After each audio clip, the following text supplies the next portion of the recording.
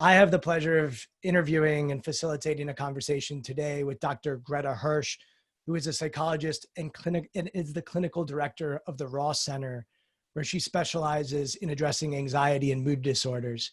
She's an active member of the Anxiety and Depression Association of America and the American Psychological Association. So where I thought we'd start, Greta, is the last 6 or 7 months have been a whirlwind for most people. But I'm really curious about what the experience has been like for you in your private practice compared to what you may have seen over the last 20 years. So maybe that's a good place for us to begin.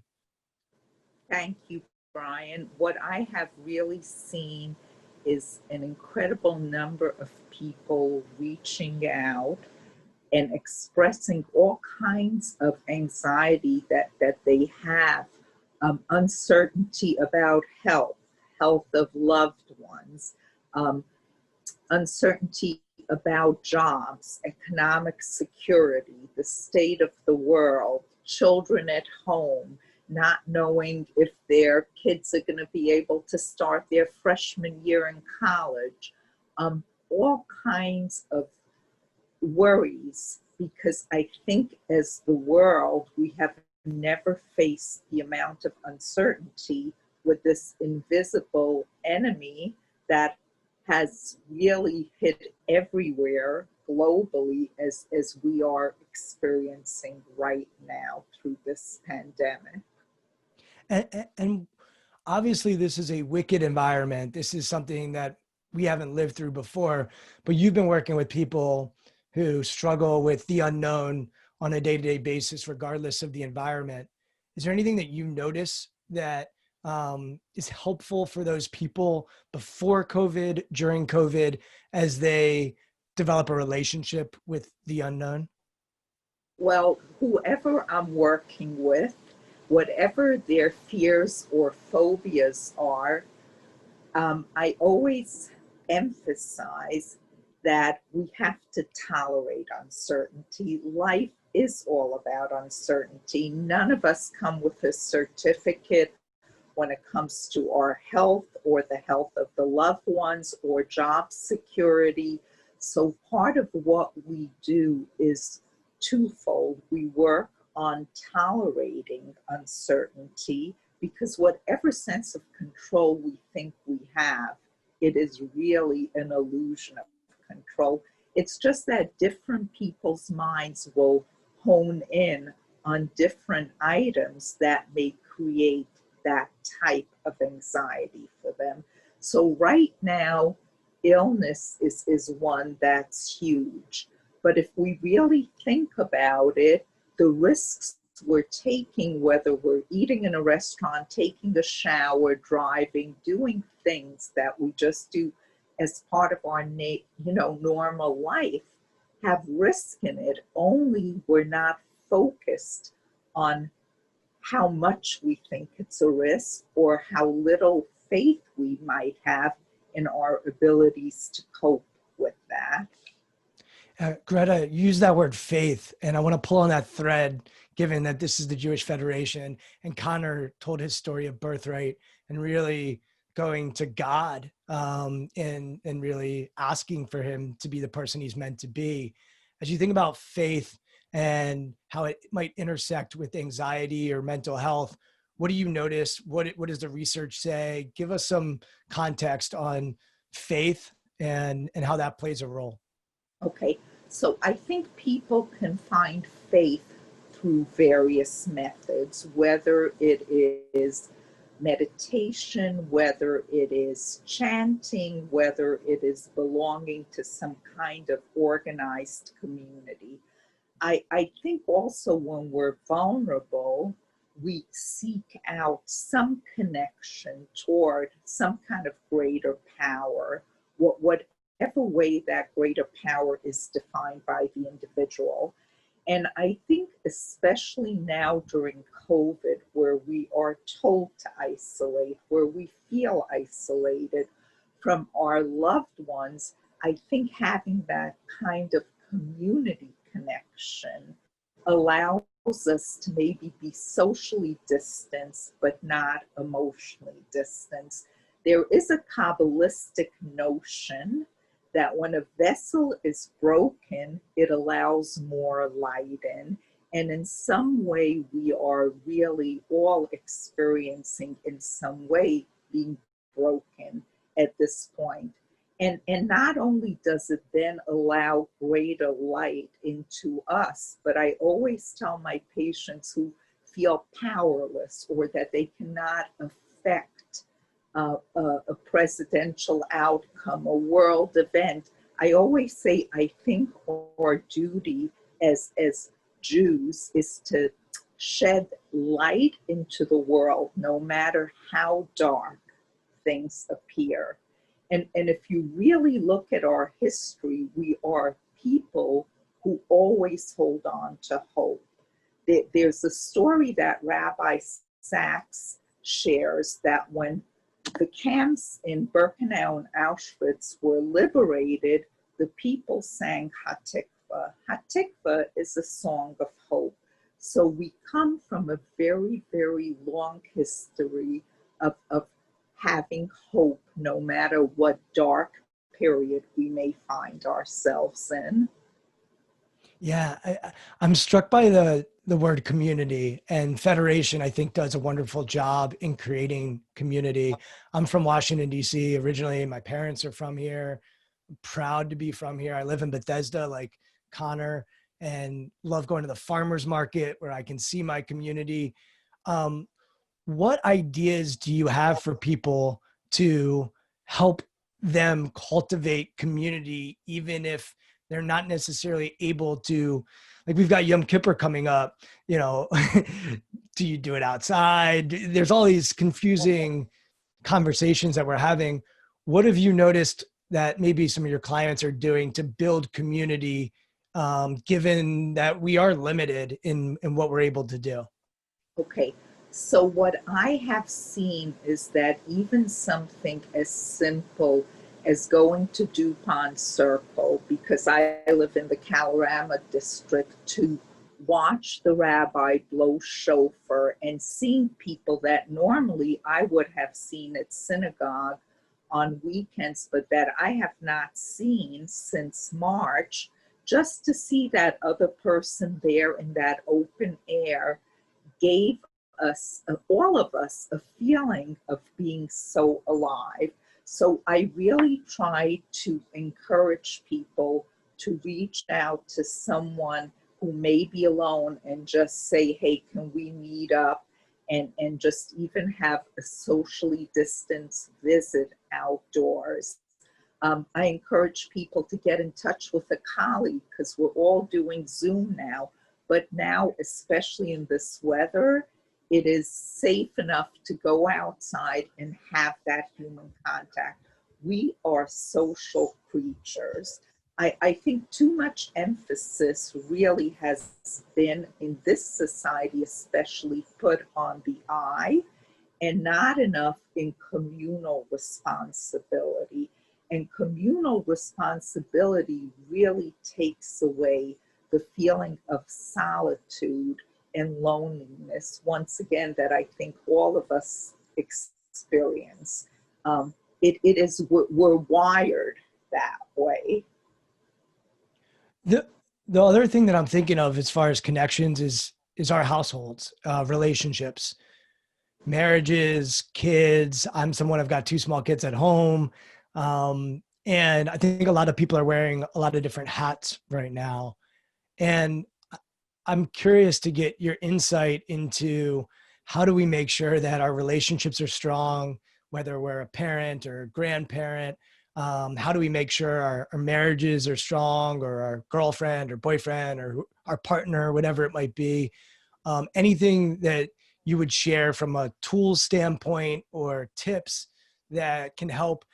I know for me, it's definitely a challenge making sure that my house is in order and that things are going smoothly at home right now. So I'd love to get some insight from you. Okay, so I think the most powerful thing when it comes to relationships is communication. So are we taking out enough time to really communicate with that spouse or with that co-parent? Are we good at being able to both know what we need and be able to express it? Like one person may need to know, look, I get 1 hour off a day where I could go running, and I'm very happy to give you what you need. So open communication is very, very important. Recognizing that we are really not meant, no matter how much we love our kids, our spouse, our girlfriend, our parents, we are really not meant to be together 24/7, month after month, expecting the kids to be in school, expecting us to do whatever work we're doing. So questions are sitting down and saying, what can we let go of? Where might we need help? And how can we bring in that help if we need it? So everything has to start with honesty, communication, and identified need, and then compromise.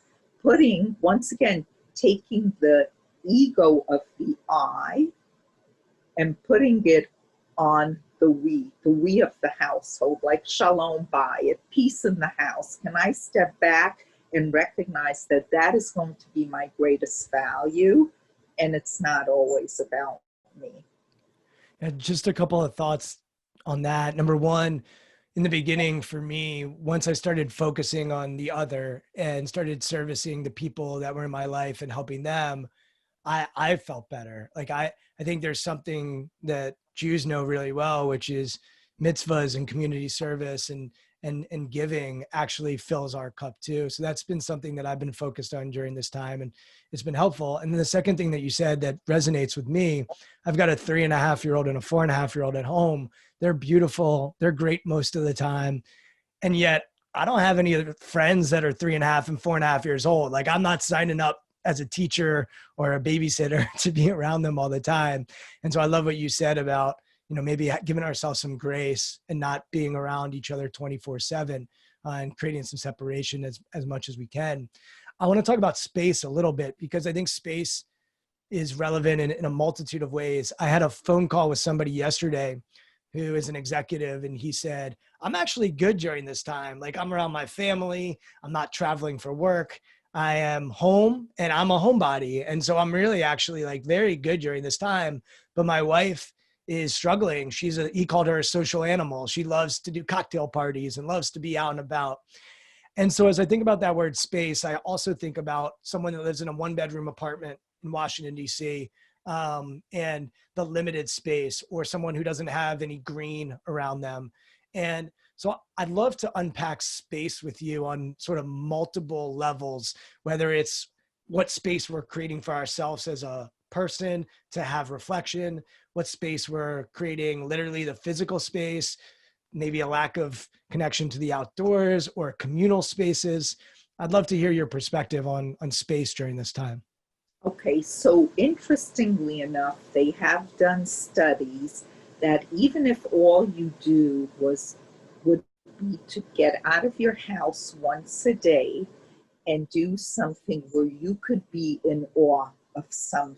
We all have the sky above us, even if we don't have greenery. So the idea of really going out and appreciating things that we normally take for granted, and where our lives are so rushed that we're really not taking the time to see what is around us and to appreciate really the awe that is out there on a daily basis. I think because none of us have that option of jumping on the next plane and going somewhere, are we discovering things right around us that we never take time to see? Though, those are the things that are options. I mean, if someone's in a really cramped environment, that could be difficult. So the question could be, is there any family that is within driving distance that I could go and just get a change of scenery. We all need a change of scenery.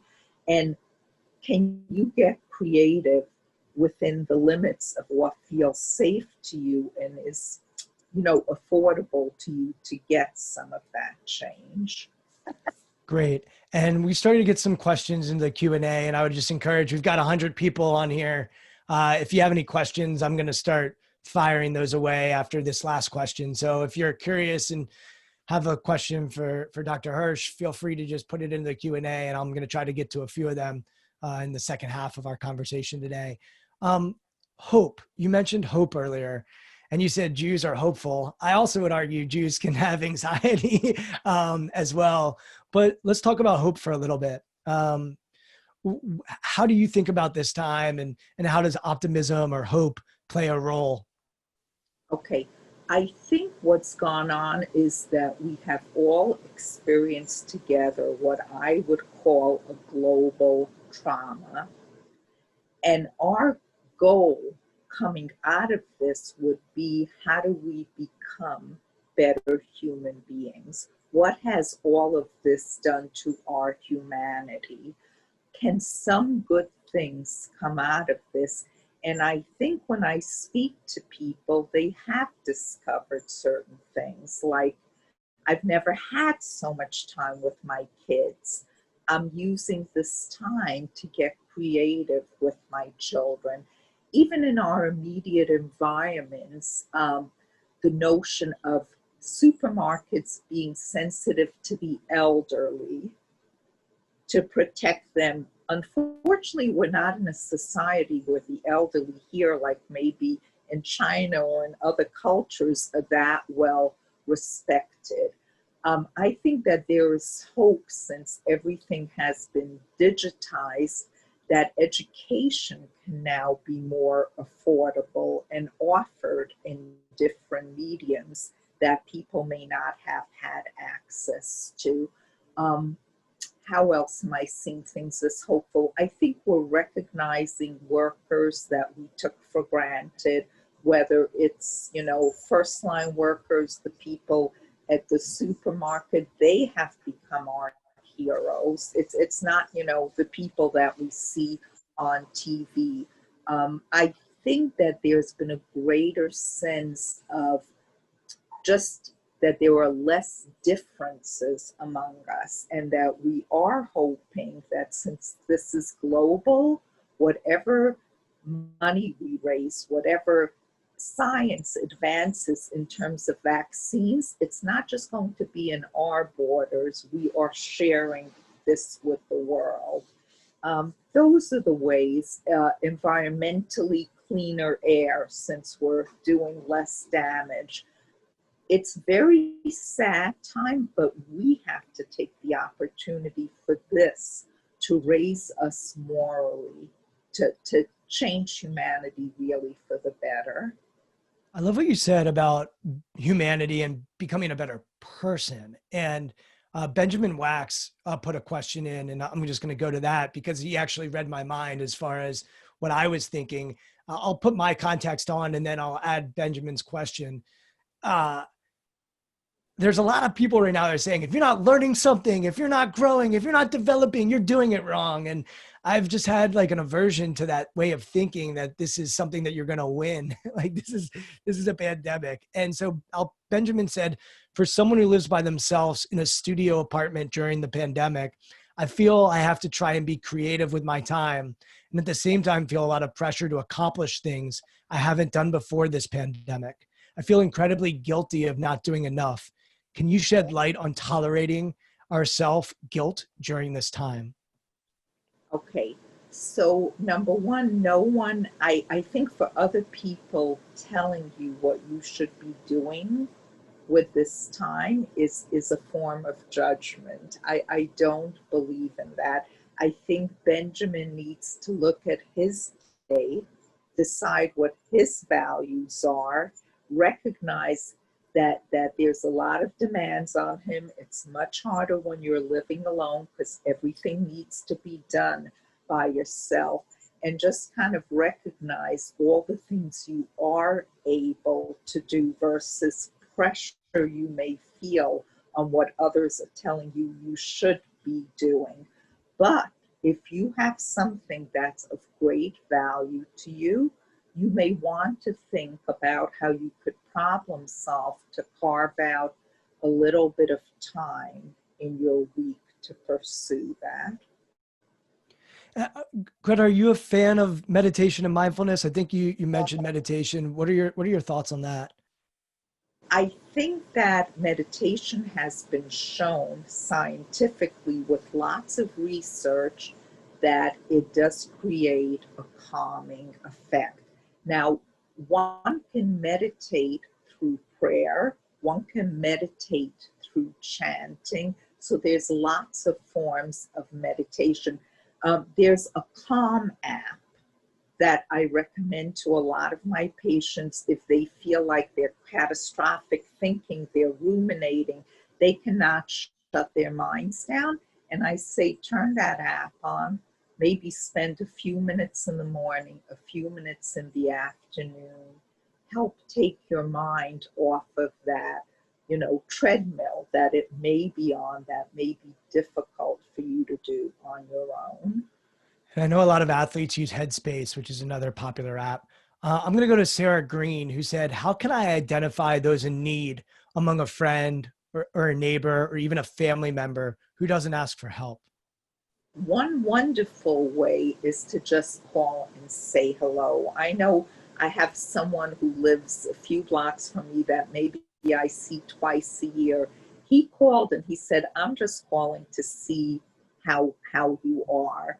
So one is just reaching out. I think by reaching out, you are already sending a message that someone has thought of you and cares about you. I think if you also want absolute opportunities, once again, I just know my personal experience is my synagogue will send out requests like, can someone run to Trader Joe's this week to drop some food off for an elderly person who is locked in their home? So there are, lots of opportunities, I'm sure, of finding ways of helping. Yeah, I've seen it's been amazing to see some of my clients really go out of their way to help their community right now. And I think one of the important things is we have to take care of ourselves first and make sure we're in a position to help. I noticed early in this when I started helping others, I was like, wait a second, Brian, how's your sleep? How are you doing? And I think like the old adage in leadership, put your oxygen mask on first and then help other people has been helpful for me. I want to go to Sarah Klein and Malky Karkowski, who both asked something similar about parenting. They're both curious about the long-term ramifications and how do we ensure that we understand the mental health needs for our children, and how can we appropriately help them during this time and make sure that there's not any sort of long-term effects from lack of social interaction, anxiety, talking about COVID and a virus. I'm curious as a parent as well, just like Sarah and Malky, as far as how do we even address it? Okay, so first, my first disclaimer is I am an adult therapist. There's a great, great group of child and adolescent therapists here. You can even go on our website or other websites where they definitely give tips to parents on how to speak to the children about this. I think as a parent, you are a constant observer. The question is, are you observing anything in your children's behavior that is unusual for them? I think it's important as parents to realize that the kids have those social needs. Are we creating some kind of pod for them so that they also could have that playtime? But I am really not the expert on this. I apologize, but I know there's a lot of material out there. I know CNN has done some great things with Sesame Street on addressing how to speak to your children. But I'm happy to refer more information to Malky and whoever asks that question and have my office send that to them. Yeah, I think I'm in the same boat, especially with what's going on with social justice and racism, and a lot of the challenges that our country is facing. You know, CNN did something with Sesame Street talking about race and racism, and we sat there with our kids, and I still am not sure. I'm still trying to figure out, how do we have these adult conversations with 3, 4 year olds? Should we, well, where do we have them be a little more naive? And I think it's a challenge for parents. There's uncertainty there, and in turn some anxiety there. Yeah, Um, I go ahead. think you choose your language carefully. I don't think all conversations are meant to have in front of our children. Even for ourselves as adults, depending on our own reactions, we may need to limit the amount of information we're taking in daily on all of this. Um, I don't know if a parent ever feels 100% secure that they are doing the absolute right thing by their kids. So as parents, we also have to sit with the uncertainty that, we're trying to do our best. And once again, if we have specific questions, maybe there are experts to address that with. But you don't want to flood your kids with a lot of worrisome information, because that's just not helpful. Yeah, we had a moment where we were going to explain to our children that they were going to go into a pod, and they weren't going to go to Bethel as the preschool that we typically go to. And my son, we sat them down and we were ready to do it. We sat them down. My son goes, "I know, I listen. I'm listening to you." And we've been having these conversations and not realizing that we're having them in front of him and my daughter as well. And I think it is important to always remember that they know a lot more than sometimes they let on, and they're sponges. Maybe we'll start to wind down here by talking about something a little bit more dim, which is depression. And Connor was very, as I said, courageous and vulnerable in talking about his challenges during this time. But I've heard from friends, I've heard from people that are like, they're down right now. I'd love to get your perspective on depression, and especially right now. And I think someone asked, what can we do to help those that we might be struggling? And then also, if we're struggling with it, how would you approach that?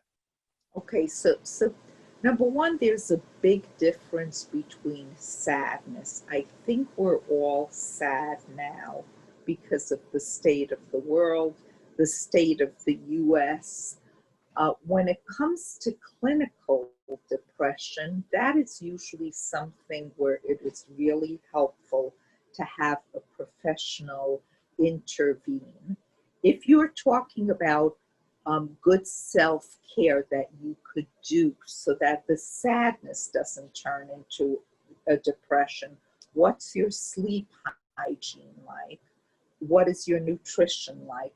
Are you exercising? Are you trying to create even a daily gratitude list? There's, no matter what's going on, we all have some things to be grateful for. And then to also know that it is a sad time. Sadness is part of our emotional range that we're built with, just like anxiety is. It's really a question of whether the sadness or the anxiety goes into a clinical sphere. Um, if it's sadness, the exercise, the gratitude list, get together with someone, reach out, do something for someone else, volunteer in some way, connect to others, even now during this period of isolation. Yeah, I had a 37-year-old friend. We've been talking about the unknown, and I had a 37-year-old friend from college pass away from cancer in the last month, and it was just a reminder, talking about gratitude.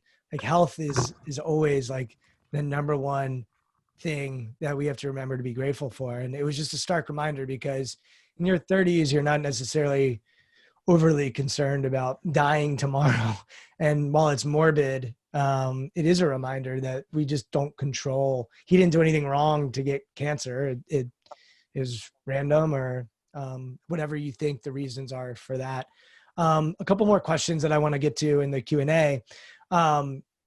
Stigmas. And there still is a stigma with mental health generally. And this person even said they think there's an additional stigma within Judaism to talk about mental health. Do you have any perspective on how we can talk about stigmas and asking for help?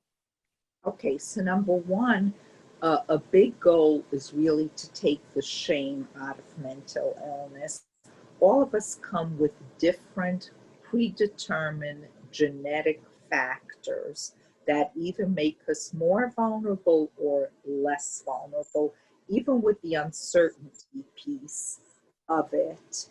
I think Judaism, I think society as a whole is trying to work on addressing this as individuals like Connor come out and talk about their own experience or write books about their own experience. I'm a big believer in honesty. A lot of times the secondary pressure for someone who's suffering is that they feel like they have to keep it a secret, like they can't show that they have panic attacks. And I always say that's a secondary pressure. If you can say to someone, hey, I suffer from panic, I tell my patients, you'll be surprised. They're going to say, oh, my sister has it, or my aunt has it, or any of those types of things. So I think we have to take the secrecy out of it for it to no longer carry as much stigma. I mean, I have such incredibly accomplished people from all walks of life, and they're able to do things despite anxiety, despite depression, and treatment is out there in the same way that if you break a leg, you're not going to set it yourself. And going back to relationships, someone in the Q&A also posted, what's some advice you could give to couples who are experiencing the pandemic differently? I mentioned the person I was on the phone with who said, I'm good, like I'm comfortable, I don't need to go out, but his wife is really struggling. I know, once again, like I'm at an age where couples have kids, and I'm just talking to a lot of people who are, there's like two completely different experiences as they develop a relationship with this thing. So I really appreciate that question, because I've had people call up who, in the middle of the pandemic, they're like, my wife insists she has to go out to Starbucks and get her coffee, and I can like barely leave the room. Once again, I think people have to sit down and decide what is tolerable risk, what is reasonable risk. If I stop my spouse from doing X, Y, or Z that seems reasonable to the world, but maybe not to me, what are the consequences of that? What can we compromise on? She may not be able to do everything she needs to do to get that, social interaction she's craving for, but I also cannot keep her locked down. So how do I work on my worst case what ifs with that scenario? Yeah, for sure. We've got about 5 minutes left. And so in these last 5 minutes, what I'd love to do, me, I love people's personal story and understanding who they are a little bit. And I think we both talked about it before we hopped on here. There are some silver linings out of this. And you mentioned hope earlier. And I think it's important that maybe we end on some silver linings and some hope. So in the final minutes here, I just want to give you some space to share your own journey, a little bit more about you, maybe how you're handling this, and what are some silver linings and some hope that we can take with us going forward. Okay, so the first thing I want to talk about is community, because I did not grow up in this country. Both my parents were Holocaust survivors, and it was the Jewish community, the Hebrew Immigration Association, that got us out of communist Romania. So I'm a big believer in community and one generation being able to change tremendous things for the better. What do I mean by that? My dad could not read or write. Here I am, one generation later, with a PhD, but things I would not have had access to, once again, if it was not the Jewish community. We have 7 grandchildren in Israel. Who would have ever thought about that? So the silver lining is to hold that hope out. My daughter and her husband run an incredible program here in the States. That's how they could survive in Israel. And they've been doing this since they were in college. Since 2006, they do Jewish education through music. Now, all their work has completely ended because it's all through public school and camps. But I got this incredible letter from my daughter saying, for the first time, she's a mother of 3 kids, life has slowed down. The business is not there, but this opportunity to connect, to be together is there. So once again, I think in all this darkness and all this fear that people have, we have to have gratitude for what we still have. And we all have things to be grateful for, but I cannot emphasize how much the Jewish community and how we feel chesed, that idea of doing good for others, is what makes us all become survivors and make sure that the Jewish community survives and thrives all throughout the world, wherever people need our help. So I have one more question, and then we'll call it a quits here. Uh, Being the daughter of Holocaust survivors, and you use the word surviving and thriving, how has that influenced you and how you see the world? You know, and he, I always go back to the experiences my parents had. So what am I missing now? I'm missing getting on a plane and traveling and going to Israel. And my oldest grandson was supposed to have a bar mitzvah there in November. And then I really think to myself, what did my parents go through? No matter if we're, locked in a small space, we've lost our jobs. Maybe I have a very different perspective, but to me, everything is relative. If you could survive the threat and the deprivations of that, then we have to have faith that we could survive this too.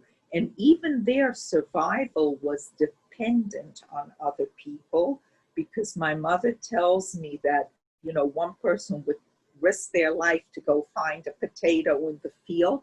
And though they were starving, they shared that potato with their cluster of people. So humanity is strong. It's a And beautiful. Judaism has all the really important values, once again, to shed light even in darkness. So it's just a beautiful place for us to wind out. My grandma, a Holocaust survivor as well, and she passed away last year. And my memories of her are of gratitude, of joy, of family, of values, of perspective, of wisdom, all the things that you just shared with us. So really grateful for your perspective, your knowledge, the information that you shared. And just thank you for the time and the space to have a conversation that's so important always, and especially right now as well. So I look forward to getting to know you over coffee or lunch sometime in person. But for now, I'm grateful for this, because maybe we wouldn't have gotten together if not for Zoom and a pandemic. So looking forward to chatting with you again soon. Thank you for coming on. Thank you, Brian. You